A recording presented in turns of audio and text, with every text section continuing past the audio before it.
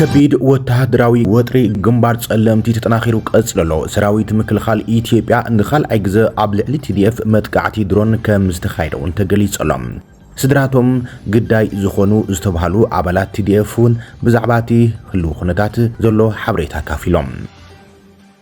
قدماي مينستر أبي أحمد إيرترا أبزت أنقلو حيلا أير إيرترا نايت دالو تأزاز كمستوحابو تقليت علم أب منغو حيلا أيرات إثيوبيان إيرتران زلو عفالاي زملكت داتا دماك نكافلوك منام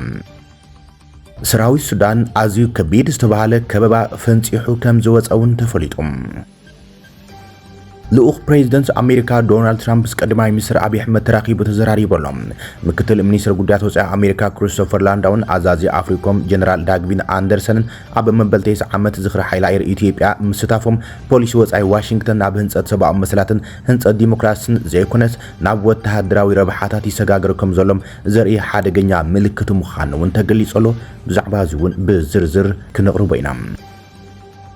أبال كونغرس أمريكا مينيسوتا إلهان عمر بزي تفلت فساسي تتقيعام بريزيدنت أمريكا دونالد ترامب أب قداي إتا فلتي تنحن حيتم زخونة إلهان عمر زملكت ملسون هيبملو بزرزرك نقرب الكوينام سلامتنا أبزلكم يمسحكم كبرات فتوات تخطات زينات تجراي هورايزن ليس عز قربنا يمكن دغنتينا بتاتينا على ليناكم ناب زرزرم كن سجرينا سبسكرايب لايك شير ناقبركم زيناتنا كساب مود أتا تخطات لهم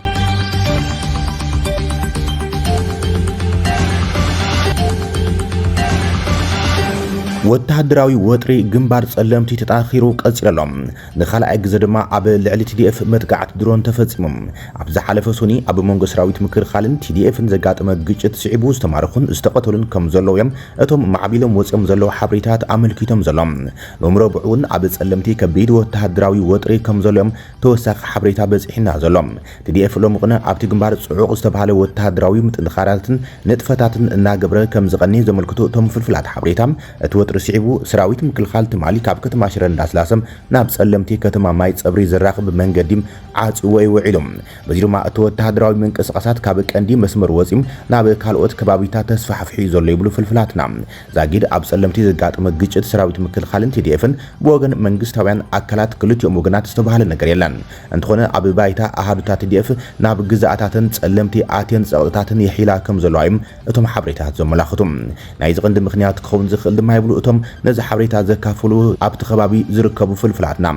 ኣብ ትሕቲ ገበት ሓይልታት ዝርከቡ ከባቢታት ትግራይ ሓራን ሙፃን ተመዛበልቲ ወገናት ናብ መረበቶም ንክምለሱም እቶም ካብ ሰራዊት ምክልኻል ወፃ ዘለው ዕጡቃትን ተስፋሕፋሕትን ሰፈርትን ክወፁን ምግባርን ጸውጢን ምሕያልን ከም ዝኾነም ዝእመን ይብሉም ነቲ ኩነታት ኣብ ባይታ ዝዕዘቡ ዘለው ፍልፍላትና ኣብ ዝሓለፈ ሰኒ ንመጀመርታ ድሕሪ ስምምዕነት ፕሪቶሪያ ዘጋጠመ ልውውጥ ተኽሲ ኣብ ጸለምቲ ከባቢ ማይዳ ጉሻም ብክልቲኦም ተዋጋእቲ ሰብኣውን ንዋታውን ኪሳራም كم زب صحي تغليصم كابتن بوغن TDF ኮይኖም ኢዶም ንሰራዊት ምክልኻል ዝሃቡ ዝተባሃሉም ተጋደልቲ ስድሮም አሚኖም ነተፈጻምም መረጋገጽ ሓብሬታ ሂቦምሎም ብትክክል ግጭት ከም ዘጋጠመን እቶም ተማሪኾም ተባሂሎም ኣብ ማሕበራዊ መራኸቢታት ዝተዘርግሑም አባላት ሰራዊት ትግራይ እቲ ሓደ ሓወ እዩ ክብል መንእሰይ አሊጋዝ መኮነን ንሓንቲ ሊላይ ዝተባሃለት ሚድያ አረጋጊጸሎም አጋጣሚ ኮይኑ ኣነውን ከም ዝኾነ ሰብ ኣብ ማሕበራዊ ሚድያ ሪቫይዝ ወይ ምስራኽዎ ኣዲ ደንጊጸ ማለት እቱ ኢዱ መሃቡን ንዑም ራእየን ዘይኮነስ እቲ ኩነታትኩም ምዃኑ ግን ደንጊጽኒ ካሊ ሰብ ህይወቱ ዝሓለፈ ከሎ ከም ዝኽእል ተሓስብ ኢኻ ዝተጎድኣ ከም ዘሎ ተሓስብ ኢኻና ባዕሉቱ ክስተት ምህላውሲ ብጣዕሚ ደንጊጽንና ቅድምና ማሕበራዊ ሚድያ ምልጣፈይ ንምስራይ ፈቲነ ዝተወሰነ መልክዕ ንምስራይ ፈቲነ ነይረ ናብ ስድራን ናብ ቤተሰብን ደውልካ ዝይዝረብን ሓድሽም ስለ ዝነበረ ዝፈልጦ ነገር እውን ዘይክልዎም ስለ ዝኽእል ነቲ ኩነታት ይፈልጥዮም ንዘልኩም ሰባት ሓቲተ ናብ ክልተ ወገን ናብቱ ግጭት ነይርዎ ዝተባሃለ ከባቢ እውን ንምድዋል ፈቲና ነይረ ናብ ደባጉን ኣከባቢ እውን ንምድዋል ፈቲና ነይረ ዘሎ ስድራ ወይም ደሞ ኣባል ስድራ እዚ ነገር እንታይ ንምባል እቲ ኮንፊርም ዝገበሩ ናብቲ ግዜ እንሱ እቲ ግጭት ዋላ ንሓፂር ግዜ ይኹን ከም ዘጋጠመ እዮም ኮንፊርም ገይሮምኒ እቶም ቆልዑት እውን ከምኡ ኢዶም ከም ዝሃወይ ከም ዝተማረኹ እውን ሰሚዐ ስለዚ ሽዑ ንሽትለይ ተሰሚዕኑ ነይሩ ሓቂ ዘረባሕይሽ ምክንያቱ ተቆልዓ ካብ መጀመርያ ጀሚሩ ኣብቲ መኸተ ካብ 2013 ጀሚሩ ነይሩ ፕላስ ሓው እውን ብመስዋዕቲ ተፈሊልና እዩ ኣብቲ ዝሓለፈ ኩሉ ትግራዋይ ዘሎ ዘጋጠመ መስዋዕቲ የጋጢሙ ግን እዚ ኩነታት ኩሉ ክትተሓሓዞ ከለካ ድማ ንሽትለይ ትማዓካና ንዓይኮም እዮም ኢሎምኒ ኣክቹዋሊ ስልኪ ግን ሰሪሕለይ ናብ ባዕሉ ደው ኢለ ግን ከረጋግፅ ኣይከኣልኩን ዘለና ሓበሬታ ግን በቲ ዝብለካ ዘለኹ እዩ ሰራዊት ምክልኻል ተማል ሰሉስውን ኣብ ገማግም ተከዘ ኣብ ልዕሊ ዝንቀሳቐሱ ዝነበሩ ዕጡቃት TDF መጥቃዕቲ ድሮን ከም ዝፈጸመ እዩ ተሓቢሩ ዘሎ እዚ ስጉምቲ ሰራዊት ምክልኻል ድማ ነቲ ሕዝውን ሓይሉ ቀፂሉ ዘሎ ወጥሪ ናብ ካልእ ሓደገኛ ምዕባለም ክወስዶ ከም ዝኾነ እዩ ተፈሪሑ ዘሎ በቲ ዝተፈጸመ ዘይተሓሰበን ዘደንግፅን መጥቃዕቲ ድሮን ድማ ዝተኸፈለ ዋጋ ወይ ዘጋጠመ ኪሳራም ዛጊድ ዝተባሃለ ነገር የለን እንትኾነ ግና እቲ ድንገተኛ መጥቃዕቲ ድሮን ሰራዊት ምክልኻል ግን ናብ ቁልዑ ኩናት ከይዕብዮ ተሰጊኡ ዘሎ ሽዑካ ስምምዕነት ፕሪቶሪያ ኣብ መንጎ ክልቲኦም ተዋጋእቲ ቋሚ ምኩራጽ ዛብኦ ክገብሩን ፖለቲካዊ ኣፋላይ ብልዝብን ድርድርን ክፈትሑም ዘገድድ እንትኾነም መንግስቲ ፌደራል ኣብ ልዕሊ TDF-ን ንኻልኣይ ግዜ መጥቃዕቲ መንግስቲ ፌደራል ኣብ ልዕሊ TDF ንኻልኣይ ግዜ እዩ ትማሊ መጥቃዕቲ ድሮን ፈጺሙ ዘሎ ሰራዊት ምክልኻል ኢትዮጵያ ኣብ መወዳእታዊ መዓልታት ወርሒ ጥቅምቲ 2018 ኣብ መዋሰንቲ ከባቢታት ደቡብ ትግራይን ዓፋርን ይንቀሳቐሱ ኣብ ልዕሊ ዝነበሩ ኣባላት ሰራዊት ትግራይ መጥቃዕቲ ድሮን ፈጺሞም ብውሕዱ 19 ኣባላት TDF ቀቲሉ ከም ዝነበረም ተገሊጹ ነይሩ እዮም ህወሓት እውን ነቲ መጥቃዕቲ ድሮን ብትሪ ኮኒንዎም እምበር ይዝከር ኣብ ትማሊ ንኻልኣይ ግዜ ኣብ ገማግም ተከዘ ጸለምቲ ዝተፈጸመ መጥቃዕቲ ድሮን ስዒቡ ድማ ዝተባሃለ ነገር የለን እዮም መንግስቲ ፌደራል ብመሰረት ስምምዕነት ፕሪቶሪያ ካብ ሰራዊት ምክልኻል ወጻኢ ኣብ መሬት ትግራይ ዘለዉ ወረርቲ ሓይልታት ከውጾምን ተመዛበልቲ ውሕስ ብዝኾነ መንገዲ ክመልሶምን ከመቻቹ እኳ ተፅቢት ዝግበረሉ እንትኾነ ዛጊድ ዝተገበረ ነገር የለን እዮም ህወሓት እውን ተመዛበልቲ ግዝኣታዊ ሓድነትን ትግራይ ከም መደራደሪ ፖለቲካዊ ረብሖም ይጥቀመሉ ከም ዘሎ ዝኽሰስ እኳ እንትኾነ ምስ ምምላስ ሕጋዊ ሰውነት ህወሓት ኣጣቢቑ ሰበስልጣናቱም ተመዛበልቲ ውድብና ከይዳሓነት ንሕና ናብ መረበትና ኣይንምለስን እዮም ዝብሉና እንትብሉም ኣብ መድረኻት እንትዛረቡ ተሰሚዖም እዚ ድማ ነቲ መንግስቲ ፌደራል ዘቕርበሎም ክስታት ባዕሎም ብዝብልዎም ከም መራጎዲ እንትኸውን ተዓዚብና ኢና እዚ ድማ ነቶም ዝረኣዩ ዘለዉ ወተሃደራዊ ወጥርታት ከም ምኽንያት እናተልዓለ እዩ ዘሎ ቀዳማይ ሚኒስትር አብይ አሕመድ ኤርትራ ኣብ ዘጠንቀቀሉ ሓይሊ ኣየር ኤርትራ ናይ ተዳሎ ትእዛዝ ከም ዝተዋሃቦ ተገሊጾም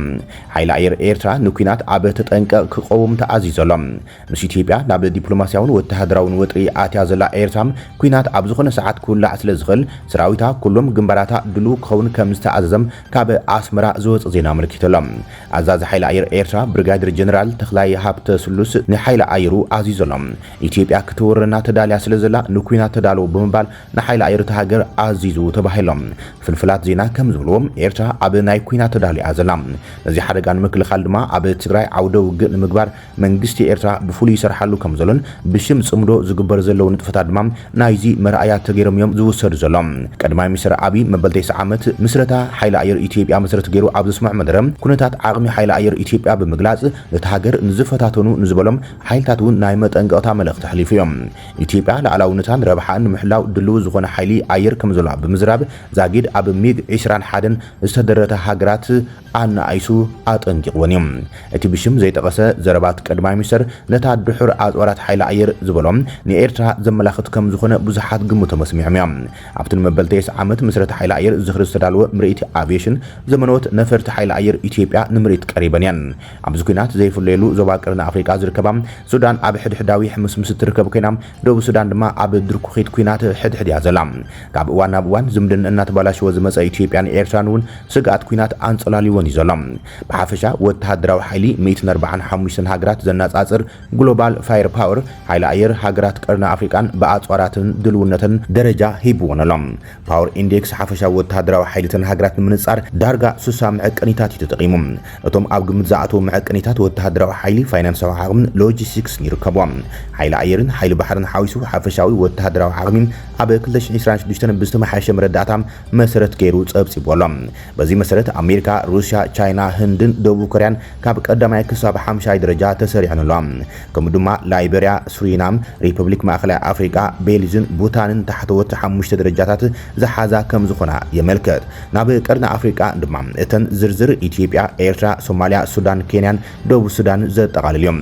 ብርታዕ ሓይሊ ኣየር ከምኡን ኣጽዋራቶምን ድልውነቶም ንምንጻር 9 ረቑሓይታት ተጠቂሞም ካብዚኦም ድማ ጠቕላላ በዝሕ ነፈርቲ ተዋጋእቲ ነፈርትን ከምኡን ኣጥቃዕቲ ነፈርትን ወይ ድማ ኣታክ ታይፕስ ይርከቦም ካልኦት ናውቲ ሓይሊ ኣየር ነፈርትን ድሮናትን ሓዊሶም ከምኡን ናይ ውግእ ነፈርቲ መሰልጠኒ ተኻይቶምሎም ብተወሳኺ ፍሉይ ተልእኾ ዝፍጽማ ብዓይነተን ዝተፈለያ ነፈርቲ ውግእን ነፈርቲ ነዳዲ ዝመልኣ ነፈርትን ሰፊረን ኣለዋ ኣብ መወዳእታ ሄሊኮፕተራትን ኣጥቃዕቲ ሄሊኮፕተራትን ኣብቲ ዝርዝር ተጠቒሰን ኣለዋ ኣብ ግሎባል ፋየር ፓወር ዝሰፈረ መረዳእታ ንመወዳእታ ግዘም ኣብቲ መርበባ ሓበሬታ ኣብ መጀመርታ 2026 ተሓዲሱን ተሓቲሙን ቀሪቡ እዚ ወታደራዊ ዓቕሚ ሃገራት ዘስፍር ትካል ካብ ዝተፈላለዩ ምንጭታት ዝርከቡ ዕላዊ ሓበሬታ መሰረት ዝገበረ መረዳእታ ዝደረኹ ኮይኖም ሃገራት ብምስጢር ዝሓዙ ሓበሬታ ኣየስፍርን እዮም ካብ 145 ሃገራት ዓለም ኢትዮጵያ በወታደራዊ ሓይሊ ኣብ መበል 47 ደረጃ ተሰሪዓ ትርከብ ኣብ ግሎባል ፋየር ፓወር ኢንዴክስ ድማ 0.8525 ነጥቢ ተዋሂባ ዝለዓለ ነጥቢ 0.00000 ኮይኑ እታ ኣብ ዝለዓለ ደረጃ ትርከብ ኣሜሪካ ድማ 0.0741 ነጥቢ ሒዛ ትርከብ ኢትዮጵያ ካብቲ ቅድሚ ሕዚ ኣብቲ ዝርዝር ዝነበረ ደረጃ ብምምሓሽ ጠቕላላ በዝሕ ነፈርቲ 104 ካብ 145 መበል 66 ደረጃ ሒዛ ትርከብ ግሎባል ፋየር ፓወር ኣብ ነፍሲ ወከፍ ዝርዝር ድልውነት እውን ኣቕሚጡ ድልውነት ብመንፅር ማእከላይ ነጥቢ ሓይሊ ኣየር ኣሜሪካ 75 ከም ዝዕቀን እቲ መርበብ ሓበሬታ ይሕብር እዚ ድማ ሓፈሻዊ ድልውነት ናይቲ ኣጽዋራት ምዝማንን ምምሓሽ ኣጽዋራትን ካልኦትን ዘጠቓልዩ ነፍሲ ወከፍ ዓይነት ኣጽዋር ምስ ጠቕላላ ሓይሊ ኣየር ሃገር ብምትእሳር ክንደይ ከም ዝውክል ንምልካት ብምኢታውነት ተገሊጹ ይርከብ ኢትዮጵያ ኣብ ነፍሲ ወከፍ ምድብ ምስ ካልኦት 145 ሃገራት ተወዳዲራ ደረጃ ተዋሂባላ በዝሕ ተዋጋእቲ ነፈርቲ 25 ማለት እውን 24.0 ሚእታዊት ድልውነት 15 እዚ ድማ ኣብ መበል 46 ደረጃ ይቕምጣ ነፈርትን ድሮናትን ሓዊሱ ንመጓዓዝያ ዘገልግላ ነፈርቲ 9 ኮይነን 8.7 ሚእታዊት ድልውነት 5 እዚ ድማ ኣብ መበል 42 ደረጃ ይቕምጣ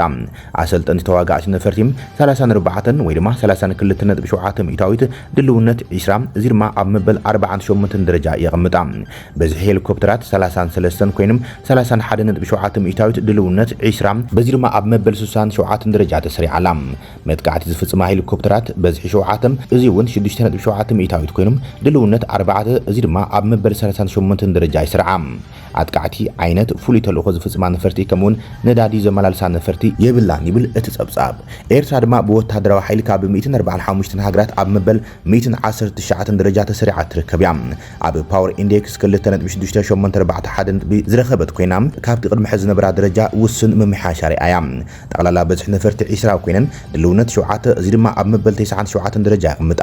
ተዋጋእቲ ነፈርቲ ሓንቲም ማለት እውን 5.0 ሚእታዊት ድልውነት 0 እዚ ድማ ኣብ መበል 63 ደረጃ ይቕምጣ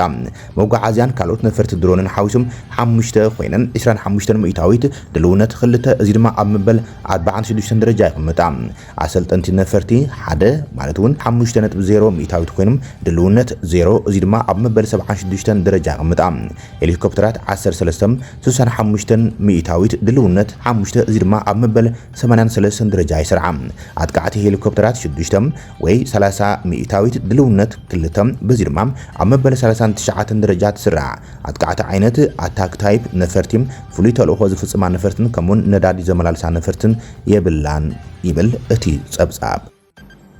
ሰራዊት ሱዳን ከቢድ ዝተባሃለ ከበባ ከም ዝፍንጽሐ ተገሊጹሎም ሰራዊት ሱዳን ተማሊ ኣብ ዘውፅኦ መግለጺ ኣብ ክፍለ ግዝኣት ደቡብ ኮርዶፋን ኣብ ትርከብ ከተማ ዲሊንግ ንኣዋርሒ ዝጸንሐ ከበባ ሰቢሩ ነቲ ጽርግያ ከም ዝኸፈቶ ኣፍሊጦሎም እቲ ሰራዊት ንሓይልታት ጸላኢ ከቢድ ኪሳራ ብምውራዱ ዝተኸበበ መንገዲ ዲያሊንግ ብዓወት ከም ዝኸፈቶ ተገሊጹሎም እቲ ዓወት እንተተረጋጊጹ እቲ ሰራዊት ነቲ ሰሜናውን ደቡባውን ኣቀራርባታት ናብ ዲያሊንግ ሙሉእ ብምሉእ ክቆጻጸሩ ዘኽእሎ እዮም ዲሊንግ ኣብ መንጎታ ዝተኸበበት ርእሰ ከተማ እታ ግዝኣት ካዱጉሊን ርእሰ ከተማ ሰሜን ኮርዶፋን ኤል ኦበይድን እትርከብ ስትራቴጂካዊት ከተማ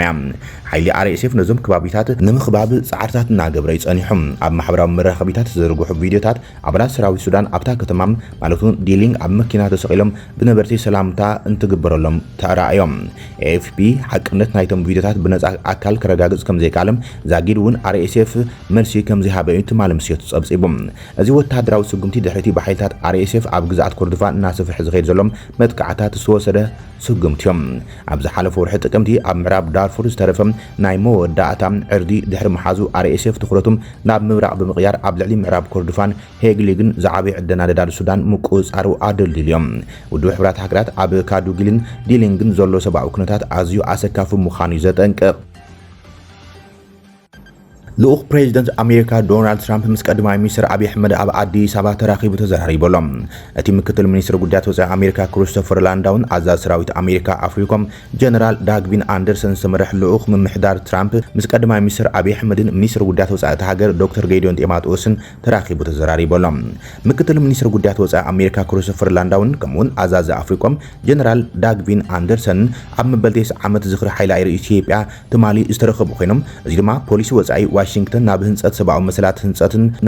ሰብኣዊ መሰላትን ህንጸት ዲሞክራሲን ዘይኮነስ ናብ ወተሃደራዊ ረባሓታት ይሰጋገር ከም ዘሎ ዘርኢ ሓደገኛ ምልክት ምዃኑ ብተንተንቲ ተነቂፈሎም ሓይሊ ኣየር ኢትዮጵያ ኣብ ቀረባ እዋን ኣብቲ ሃገር ኣብ ዝተኻየዱ ኩናታት ብፍላይ ድማ ኣብ ልዕሊ ትግራይ ዝተኻየደ ኩናት ከምኡውን ኣብ ክልላት ኣምሓራን ኦሮምያን ዝቕፅሉ ዘለውን ዝተፈጸሙ መጥቃዕታት ሰብኣዊ ኣልቦ ነፈርትን ጀታትን ብገሰት ሰብኣዊ መሰላት እናተኸሰሰ ጸኒሖም ኣብዚ መንጽር እዚ ኣብቲ ስነ ስርዓትን ኣፍልጦን ሓደ ላዕለዋይ ዲፕሎማትን ወተሃደራዊ ኣዛዚ ኣሜሪካ ምርካቦም ድማ ንጻዕርታት ተሓታትነት ሰብኣዊ ኩነታት ኣብ ኢትዮጵያ ዘዳኽምን ዝሓለፈ ገበናት ዝሽፍንን ተግባር ተባሂሉ ተነቂፈሎም ተዓዘብቲ ኣሜሪካ ብሓደ ወገን ሰላምን ዕርቅን እናስፋሕፍሐት ኣብ ውሽጣዊ ግጭት ዝተዋፈረ ወተሃደራዊ ትካል ክተወድስ ንጹር ሞራላዊ ውድቀትን ተገራጫውነትን እዩ ይብሉ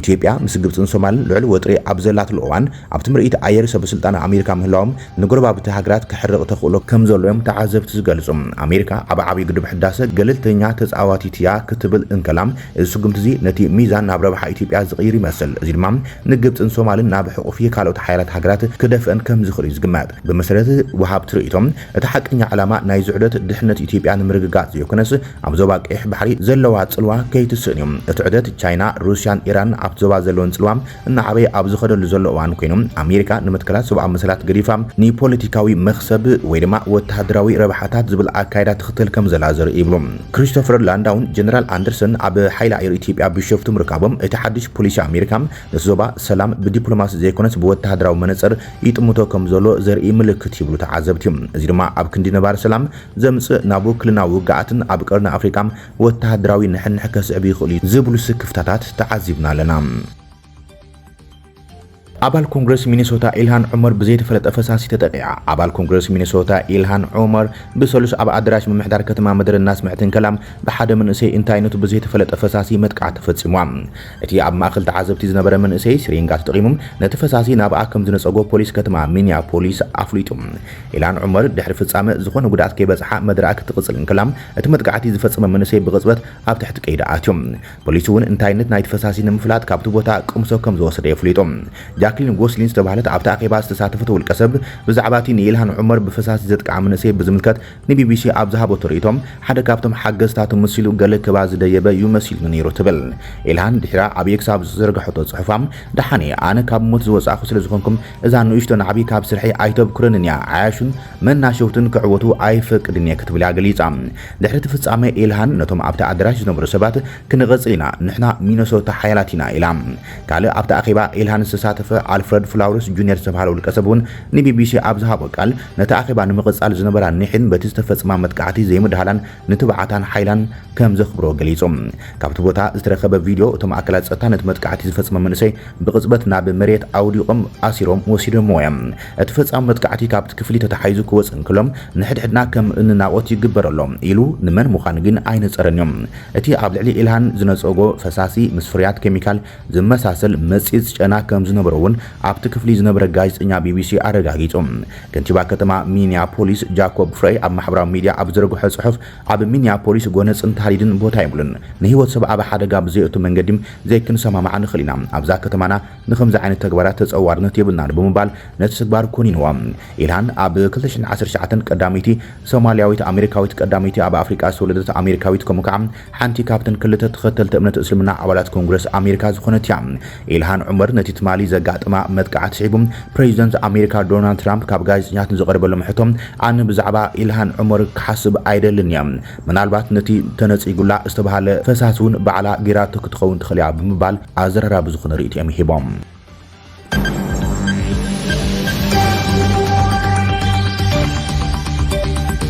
ክቡራትን ፍትዋትን ተኸታተልቲ ዜናታትና ንይስዓ ዝበልናይ መሓደሽቲ ምዕባለታትን ዋናዊ ዜናታትን ኣብዛዚምና ንሰናይ ምክትታልኩም ነመስግን ሰላም